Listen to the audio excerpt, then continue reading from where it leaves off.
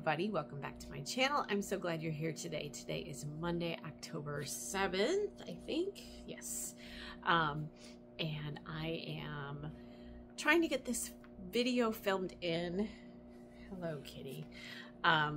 In time for this afternoon's upload at 3 o'clock.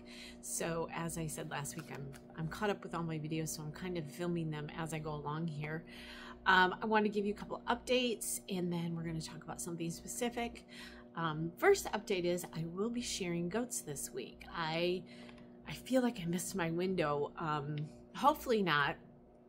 In the spring when I sheared Peppermint Patty, and it got cold that night, and she kind of went into shock. She had a rough next day. She did fine. I got a t-shirt on her and got her extra hay and things like that. So I didn't want to make that mistake again this time around. And I feel like I should have sheared them a couple weeks ago because it is cooling down quickly here. I think tonight and tomorrow night, and possibly Wednesday, we're in the 30s at night. And so, I decided I'm going to hold off until Thursday. Thursday looks like my day that I'm going to be able to get the goat sheared and have a pretty decent evening and nighttime temp. And looking back now, I probably should have. Of course, it's so hard with the weather these days. You never know what you're going to get. But hopefully Thursday night won't be too cold and I'll be able to get them sheared without any issues. So that's coming up this week. I did get their barn cleaned last week and got the rabbit barn all cleaned out. I just have to do the chicken coop this week. So all the big fall things are happening around here. And yeah, so the other thing I wanted to mention was on Saturday, I will be at Urban Dreams Farm, which is in Riverdale. If you go to my Instagram, I shared a post and she's got a post up, and I will have my spinning wheels there.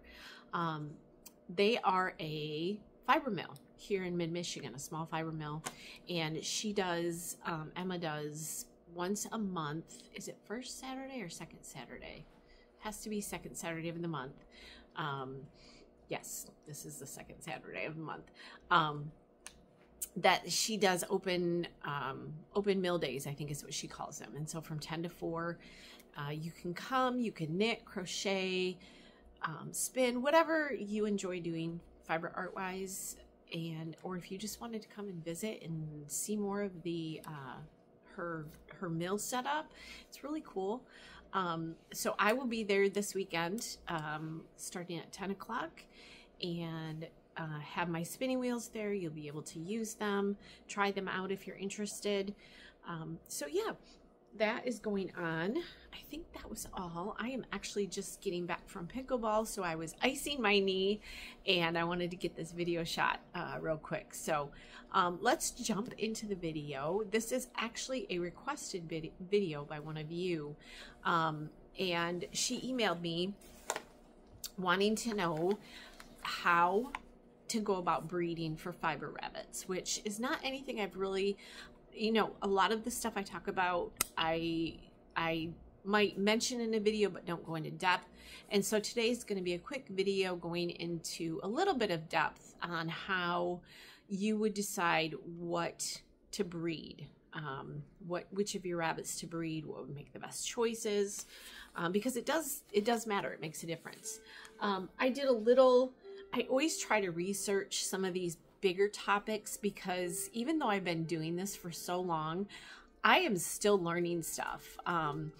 And researching last night, I went through a couple books just to make sure I had all my ducks in a row and knew what I was talking about, and kind of, I don't agree with everything that all the rabbit breeders and all the fiber artists say. I think we all have different opinions on different things.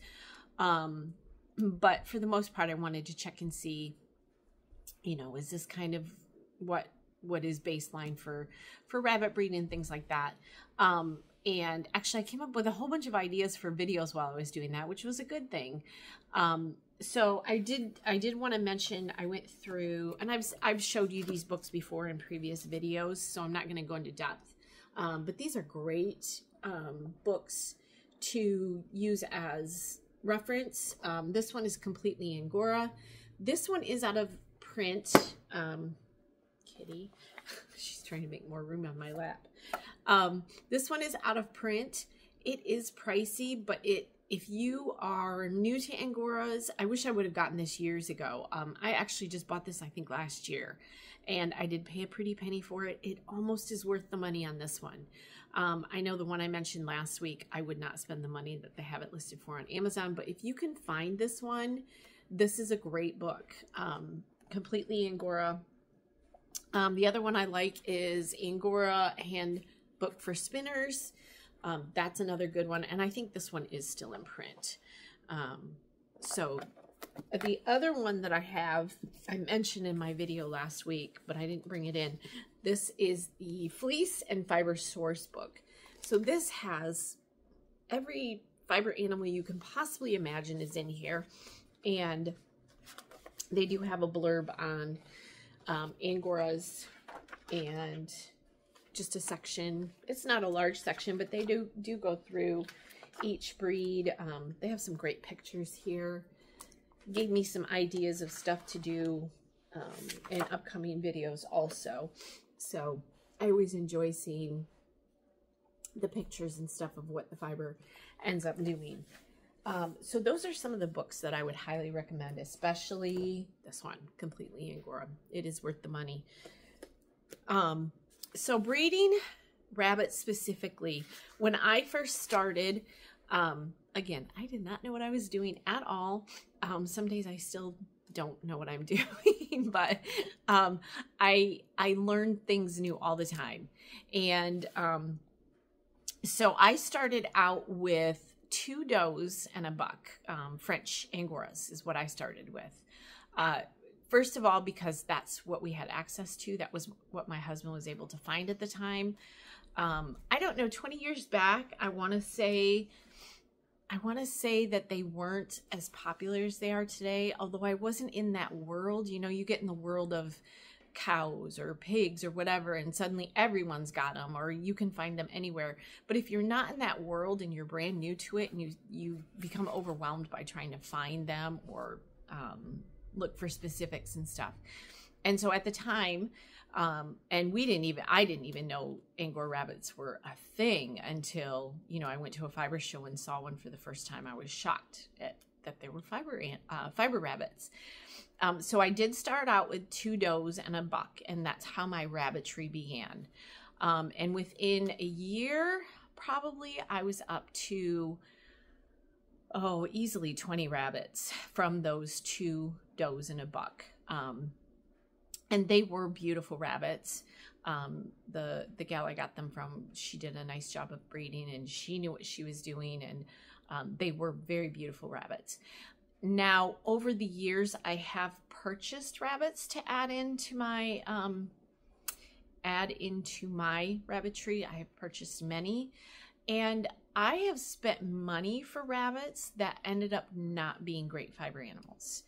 And so there are some very specific things I would recommend if you're going to do it. You know, everything is online these days. I would recommend going to like a rabbit show or a fiber show where you can actually see these rabbits and be able to look at them. And again, I am not a show person. I don't do any show stuff at all. So what I'm talking about today is strictly fiber related. This is just fiber rabbits. And there's lots of different viewpoints on what you're going to look for when it comes into showmanship and all of that. It would be much different than just a fiber animal. We'll talk about that a little bit. So I would recommend that you see the rabbits you're going to buy before you buy them. I can think back, it's been many years ago, I went through a reputable breeder. Come to find out, I don't think she's around anymore at all. And I don't know how. I think she was fairly new into it. And I purchased 3, you know, not cheap rabbits from her. And I think out of the 3, only one of them ended up being even close to being a good fiber animal. And so that might be another thing when you're looking into breeders and you want fiber specific. Maybe you're not buying from a showmanship person, a person who breeds rabbits for show. You might want to find a breeder like myself that does more breeding for color, for fiber, things like that, rather than person who's looking more at showmanship and things like that, if that makes sense. Not that they're doing it wrong, but there's totally, like, for me, I am only interested in the fiber. I am only interested in the color and the fiber texture and how much fiber I can get from an animal. Where showmanship, you're looking at body type and eye color and all of the things. So it's a much different, even though they're all the same rabbits, it's much different looking at it. I'm looking for something I can spin into yarn, where you're looking for showmanship. It's for that rabbit to win a show by their body specifics more so. So let's talk about, first of all, back to the basics, what would I purchase? And if I remember right, this email was from a new person just getting into this, just starting. And so let's talk about there's 5 types of Angoras and 2 of them are kind of in the same category, but we'll talk about the 5 and what to look for and what might be your best choice. So of course there's the French Angora, and out of the 5, well, let me do this first before I go into that. Let me give you the 5. So there's the French Angora, which has more guard hairs. So French are much easier to deal with. They have less mats. They're much easier to groom. And you get a pretty good amount from a French Angora. They're a little bit bigger than the English and the Satins. English is the softest fiber out of all of them. And again, I say that, but I've had English that weren't, it goes into this breeding thing. Like, what are you breeding for? So, this is more of an overall arch of what the rabbits are supposed to be like. So English has some of the softest fiber, but it also mats much easier. In my opinion, the English are the cutest out of all of them. And that's probably really why I raised I do have English. I have quite a few English right now, because they're just so darn cute. I just love them. They're my favorite, face-wise and things like that. And few of mine right now, I have a couple of English males that just have so much personality. They are adorable. I just love them. So English tends to sometimes be cottony, if that makes sense too. So you end up with mats and things like that you have to be more on top of your grooming with an English Angora. Satin is very luxurious yarn. It has that beautiful softness. It has a lot of sheen. And I'm actually getting ready to film a video probably this week I have one Satin Angora that I just got this year, and I want to talk about her specifically because I have a bag of her fiber that I have not spun yet. Remember, I had said that I was way behind on my spinning because of being sick this summer. And so I am backlogged on my spinning. And so I have bags and bags of fiber that I have got to get to yet. And hers is one of them. And I want to spin it with you on video just to give you my thoughts. I don't think it's going to be a huge difference. When I groom my Angoras, I have French and English that are white. Typically, I go through in one day and groom all of my white rabbits, and it all goes in the same pile, and I spin it all together. For the most part, I do not separate out my French and English, and so I'm assuming that the Satin is going to be the same way, but I did want to talk about her a little bit. So the Satin is a very luxurious yarn, but you're going to get less from them. You get lower amounts of fiber from them overall. So that would be maybe the downside of having Satin Angoras. If you're specifically spinner and you're looking for amounts, you might not choose Satin for that reason. And then we go into the Giant and the Germans, which they all have to be sheared in order to get their fiber. And they molt or naturally shed their fiber about every 3 to 4 months. And you can kind of tell with on when your rabbit is ready to be sheared, they're going to start blowing out their coat. It'll be in your cage and stuff, and that will kind of give you a cue that it's time to get that rabbit groomed. So I wanted to talk about crossbreeding in this a little bit, just because when we're talking about fiber specific. Now remember, when you crossbreed Angoras, and maybe I might be wrong on this, maybe one of you may correct me on this. I do not believe that, and I'm almost positive on this, you cannot show a crossbred Angora in Angora category. I don't think. I'm almost positive on that. So crossbreeding would be something that you would do strictly for a fiber, coming from a fiber point of view. And I was trying to find information on that. If you were to crossbreed, let's say a French and a German, would it be something that would molt, you know, where they would naturally shed their coat, or are you still going to have to shear them? Because I've had, what did I have a crossbreed? I've had one crossbreed in all of these years, and I think it was a German Giant cross, was the only one I ever had. And if I understand it right, if you have a crossbreed of a German, which needs to be sheared or clipped, and a French, which you can comb, the offspring of those are going to go either way. It can either go to where they're going to shed naturally, but you'll have to wait and see if that makes sense. I actually have a friend right now, which I've interviewed her here a couple times on my channel, Stephanie from Rabbitry and Yarns. And I'll try to remember to link the interview up here. But she is in the middle of a breeding program. She is breeding American Angoras, which will be a completely new category. And it takes time. Crossbreeding rabbits takes 3 or 4 generations typically to get something that you want. And Stephanie is a fiber artist, and Stephanie is breeding specifically for fiber animals. That's what the Angora, or the American Angora rabbit, is going to be, is for a fiber animal. So she is taking the best of the best, which are the categories we're going to talk about here in a minute. And she is crossbreeding.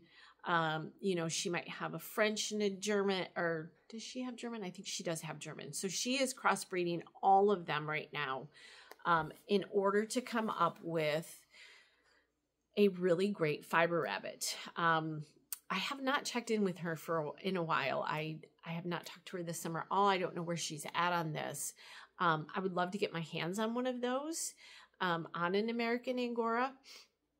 And again, it's going to take time. It takes 3 or 4 generations, and if not more, with what she's doing. And remember, and I've talked about this a lot too, when you're breeding, you are breeding, which she's being very specific with her breeding. You have to have room for all those rabbits. And so when you're doing something like what she's doing, it's a huge task. I know the last time I talked to her, she was looking for people to possibly be a part of this. So if that's something you're interested in, you might want to reach out to her. I'll have to remember to put a note and try to email her here coming up and see where she's at on this, and how she's coming. She's also in Michigan. She's in the Upper Peninsula of Michigan here. And so she is working on that right now, which might be the perfect fiber animal for all of us. We shall see. And so that's just something to keep in mind. So when you're breeding for fiber animals, what are the things you're going to want to look at? So the first thing you're always going to want to look at, and these are just my opinion. People might say, no, I wouldn't worry about that. But this is the stuff that I do look at when I'm going to breed rabbits. So the first thing is temperament. And these aren't any specific order per se. For me as a fiber artist, I always look at color and fiber type would be my 2 favorite things to look at. But temperament is an important one. And so you would look at the rabbit's temperament. Like I said, I have two male English Angoras out there right now, Archer and Flynn, and they are just the cutest, friendliest guys I've got out there right now. Actually, they're not the only ones. I've got a couple of boys that are really super sweet, and probably going to be breeding one of my my French males this fall. I'm looking at possibly breeding my French because I bred English this summer or this spring. And Benny is a super sweet rabbit, and he's a red-eyed white French, which is the one I'm looking at breeding him with one of my other French girls. So temperament is important, especially in my opinion in the doe. If you have, and I do have a couple of mean, they're not mean, they're just grouchy. I have a couple of grouchy does out there. And so you've got to kind of think through, would they make good moms?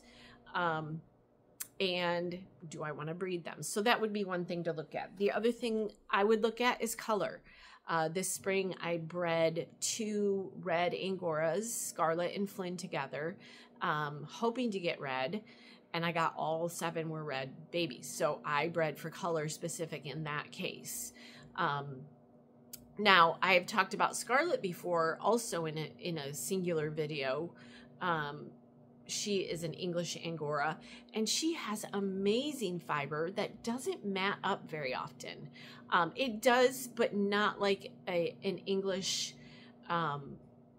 typically does, or the English that I've had. So she's got some beautiful fiber, and I did find out a few things, which is another video. When I was researching last night, I remembered someone had told me about English Angoras and grooming them in a specific way. So I'm going to do a video on that too.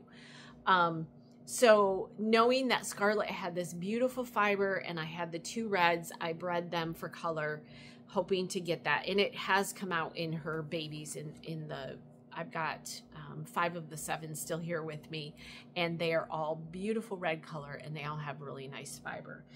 The third thing I would look at is fiber texture, or I don't know if that's the right word. I would look at the fiber itself. Is the rabbit, like I said, I've purchased rabbits, really expensive rabbits before, that just did not produce much fur, much fiber. And you can kind of tell in looking at the rabbits that they just didn't have great fiber. And so that would be the other thing that I would breed for, would be fiber, the fiber itself. The 2 French that I'm possibly going to be breeding, Benny is my red-eyed white male. He's very sweet. And then I have Lily, which was born here this spring, and she is a blue steel. And she has, and I'm going to try to remember to do, someone else asked for the video where I go out and show you each one of my rabbits individually and introduce them. So I will try to remember to do that here in the next couple weeks, and you'll be able to see her. She has just beautiful fiber. I am so happy she stayed here at the farm and I didn't sell her, because she has some gorgeous fiber that I'm getting ready to actually groom in the next couple days. So that is the reason why I'm kind of thinking about breeding those 2, temperament and fiber texture. The fourth one kind of goes along with what I just talked about, which is how much do they produce? Now, granted, when you go and look at animals, when you go and look at rabbits, you're not going to know how much they produce.